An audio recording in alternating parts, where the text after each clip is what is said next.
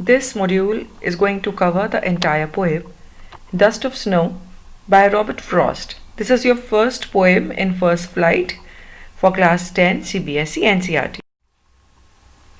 You all would be aware that this poem is very short, barely 8 lines, but Frost is a really great poet who weaves the deepest possible message in just 8 lines. That is what we see in this poem Dust of Snow. The way a crow shook down on me the dust of snow from a hemlock tree has given my heart a change of mood and saved some part of a day I rued. I have read the entire poem in one sentence. I haven't done that, but the poet has written the entire poem in one sentence.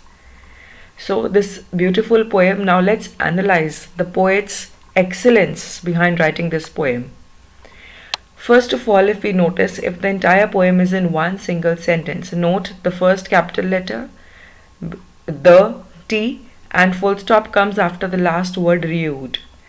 When one poem is in complete one sentence, this shows the intensity of thought in poet's mind. So this poem is one thought because it is one sentence. Now I'll take you to the title. Now this poem is about dust of snow. First of all, snow, we all know, snow refers to snowfall. And dust refers to the fine, very fine particles of snow. Now dust is a verb also. To dust something means to remove the fine particles of dust from it by giving it a jerk. So dusting is something that is shaken or given a jerk so that fine particles that have landed on something's surface, they fly away. Over here, the fine particles of snow, they get dusted onto something. Now what is that something? We'll see in the first line. We'll see the poem. The way a crow shook down on me the dust of snow. So dust of snow was shaken by the crow onto me. Me means the poet himself. Now where was this poet? From a hemlock tree. The poet was standing under a hemlock tree. Notice the 3 pictures given. The first picture is of a green tree. That tree is covered with snow in the second picture. This tree shown in the first picture is a hemlock tree. Now hemlock tree is a very poisonous tree. Because of its poisonous feature, we can relate to it as a negative piece of symbol, a negative thing in the poem. It denotes something wrong that happens in our life. I'll come discuss the symbolism later. You just need to understand right now that hemlock tree is a negative element because of its poisonous quality. Now when it is covered with snow, you can see the second picture. When it is covered with snow, what happens is all its small leaves, very small leaves, they are covered with particles of snow. Now when this tree will be shaken, because its leaves are thin and small, when it will be shaken, snow will fall off very easily because the surface of leaves is small, so particles of snow will also be small. So there are various aspects of symbolism that we can discuss in this, and they are coming to my mind, but I'll quickly give you the meaning of remaining 4 lines first. Previous 4 lines again, there was the poet standing under the hemlock tree.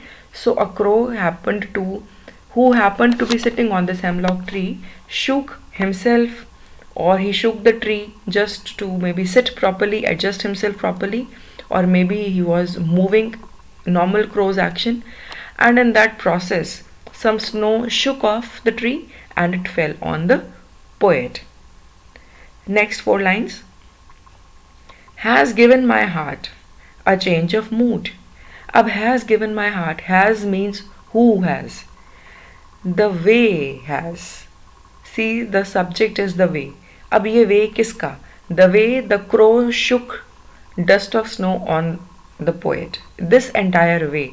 This you can say event, this action of shaking snow and letting it fall on the poet. This way has given his heart a change of mood. What was the consequence of this action? Poet's mood has changed. And second consequence, and saved some part of a day. Second result is that this shaking has saved the poet's day. Till now, the poet's day was ruined. Till now, the poet's day was a disaster. It was a very bad day. But now, it has saved. It has been saved, and now he feels better. His mood has changed, and now he feels no, the day is good. The day is positive. The day has some joy. The day has something good, and that goodness has been given to him by the crow, by the hemlock tree, by snow, or whatever you may say. All these things are parts of nature. Last three words. Of a day I had rued. The poet had already declared that day as a disastrous day, as a ruining day, as a day of no use. Possibly he was so sad, he was so upset that he was thinking that his entire life is of no use.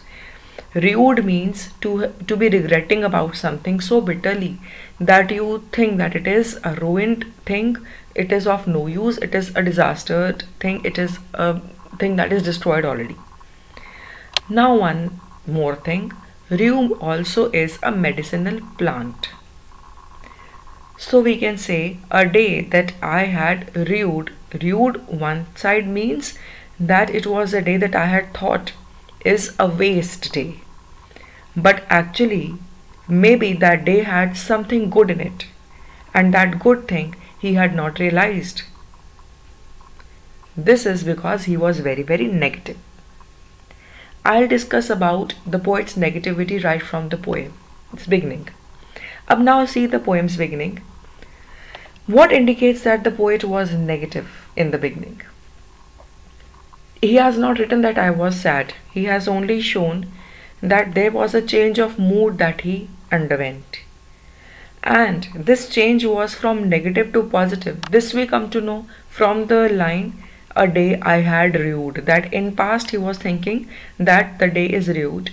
So these two indications show that the poet was already in a negative state of mind. You may be asked this question, what indicates that the poet was sad or negative? These two things, that his mood gets changed and that he is saying that he had rued the day. These two things show that he was in a negative state of mind in the beginning. Before the crow shook on him fine particles of snow. Next thing, now what did the crow do? There is one more thing that we need to understand. If the snow had fallen onto the poet's shoulder or his body, this means that poet must have been standing close to the hemlock tree. Now we all know hemlock is a poisonous tree. Nobody would go and stand near a poisonous tree. Nobody does that. But the poet has chosen these two things, the crow and the hemlock tree, to tell us that these two things. Now, hemlock tree is a poisonous plant, and crow is also taken as a symbol of black magic, of evil spirits. It is an evil messenger of evil things happening. So, poet has taken both these things, which we humans associate with negative, unhappy, or you can say very uncanny, something that brings disaster or mystery or something that is spooky. He has taken these two elements and he has put these two elements into action. The action is so simple as shaking snow and letting it fall on a human. So what is the poet doing actually? He is telling us that even if we associate things as negative or saddening or ruining us, but everything happens in and around us in this nature by the instructions of God, by the instructions of nature. You may think that something is negative and it is happening to us so that because it has the only capacity to do something bad to us. But no, maybe that same objects, that same medium's actions might bring something good in your life. So we have discussed crow and hemlock tree as symbols of negativity, sadness or disaster, and the action that they did, dusting off snow from the hemlock tree onto the poet. This action becomes a medium of changing poet's attitude to life. Till now he was thinking that his entire day is ruined. Here day symbolizes life in a larger perspective. For a human, it may be that he was so sad he had thought his life is useless, but something small, something which seems very insignificant happens somewhere, and that may change our mood, that may change our perspective, and that may uplift us so much that we may think that now what is remaining in life is quite beautiful. So, the action of the crow gives an upliftment of mood to poet's mind, and he starts thinking about life in a positive way. The same hemlock tree, its disastrous poisonous effect seems to have lowered down. And now he talks about a day that he had already rued, he talks about saving that day. So save is a positive word here. I have saved it. I have whatever I have now, whatever is left with me now, I'm going to utilize it in a better way, in a positive way, in a creative way. So this indicates the change. Secondly, of a day I had rued. He had rued that day. Now rue, I told you, is a medicinal plant. He did not realize medicinal plant indicates that this day had some positivity, it had some power in it too, and this power he had been ignoring. So the same day which he had rued earlier, he had been regretting about, he will now realize that that plant, because rue is also a plant, there is something positive in that day. Rue can be taken as a word indicating positivity, a word indicating optimism, and now he will see the optimistic, the positive, the productive side of that same day that he had rued. Hemlock tree and rued, these are the two indicators of negativity changing to positivity after the action of nature, which was an insignificant action otherwise.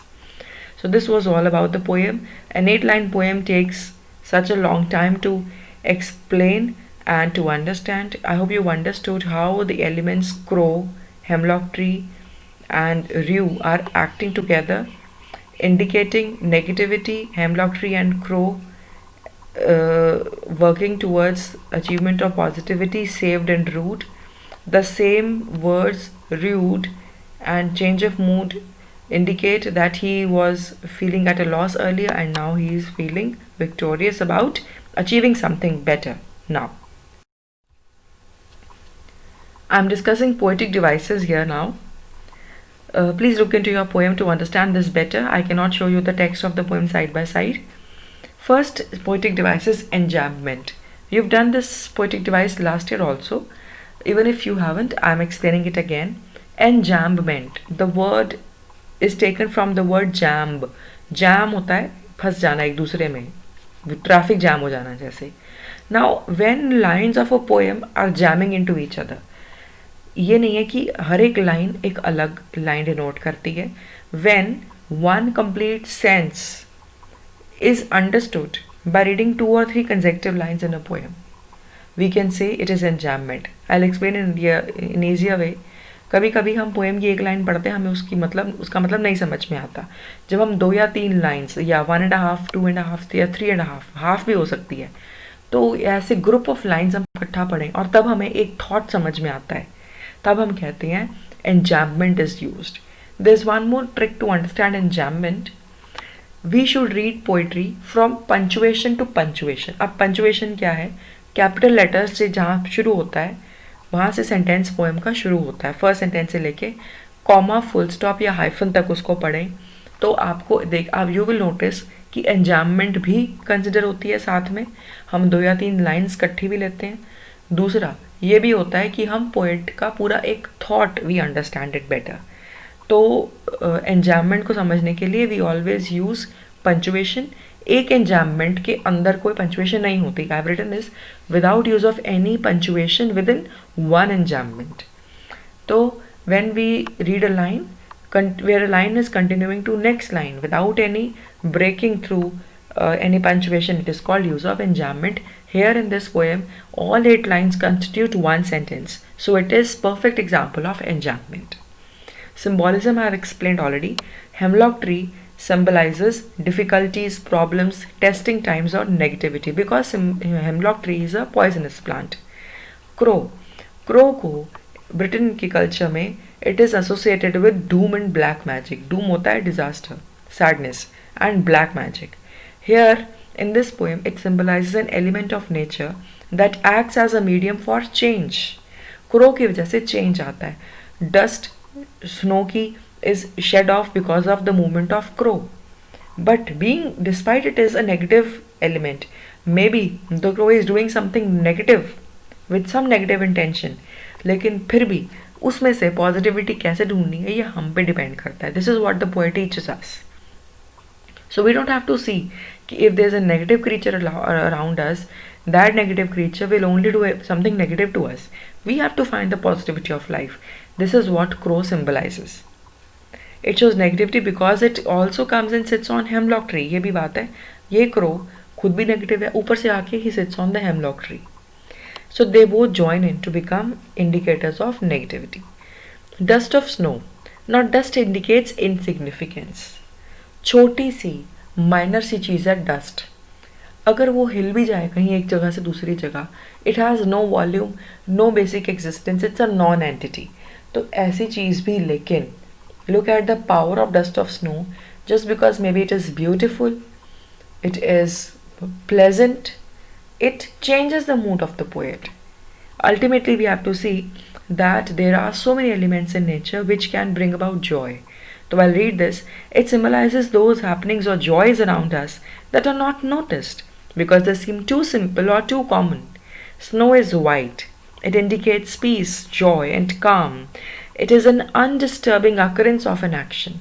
तो वो क्या तो disturb करेगी, but ऐसा एक अनडिस्टर्बिंग insignificant action किसी को कितनी जॉय दे सकता है. This is only possible in the blessings of nature. Rue. Rue is a very useful medicinal plant. Over here, rue word has been used as a verb, which means to be regretful, to regret or to be sad about something. It symbolizes ignorance of positivity and hope around us. इससे हमें पता लगता है कि उसने एक day को review कर दिया था. उसने रिव्यू किया था ये सोच के कि रिव्यू करने का मतलब होता है उसको रिग्रेट करना या सैड होना. उसने ये नहीं सोचा था कि उस डे में कुछ पॉजिटिव पावर है. उसने उसको ये तो देखा ही नहीं उसका element. So he reviewed the day, he spoiled his day, he had destroyed his day. He did not know that by the same intention he could have made the best out of that same day. Pun. Pun means indicating two meanings on the same word. अब देखो rue indicates two meanings. Rue indicates destroyed. I had rued. I had earlier destroyed.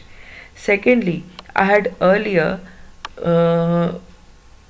You can say I had earlier been thinking of it as something that I need to be regretful about. But दूसरा word जो meaning indicate करता है rude, वो ये meaning भी indicate करता है कि it has something positive.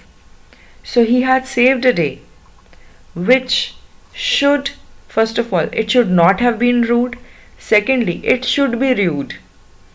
मैं ये दो मीनिंग्स क्यों बोल रही हूँ? नॉट हैव बीन रूड, जहाँ पे रूड का मतलब है कि रूड करना, उसको सैड होना, डिस्ट्रॉय करना. Second, it should have been rude because if it is rude you will look at its medicinal, its constructive, its beneficial factor.